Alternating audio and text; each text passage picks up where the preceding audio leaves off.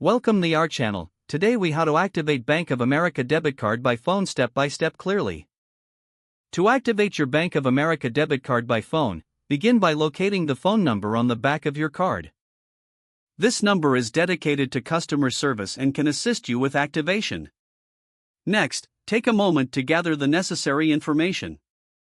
You will need your debit card number, social security number, and any additional identification details Bank of America may request. Once you have everything ready, dial the customer service number. Listen carefully to the automated prompts as they guide you through the process. When prompted, select the option for debit card activation. You may need to enter your debit card number followed by the pound sign. Following that, provide your social security number when asked. The system may also require you to verify your identity with additional information. Stay on the line as your call is processed. Once your card has been activated, you will receive a confirmation message. Make sure to keep your card in a safe place for future use. If you encounter any issues during the process, do not hesitate to ask the customer service representative for assistance. After activation, your debit card should be ready for use immediately. If the page does not load, refresh the browser or try again in a private or incognito window.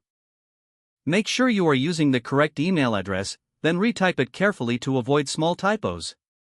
If your password is not accepted, use the reset option and create a new strong password you can remember.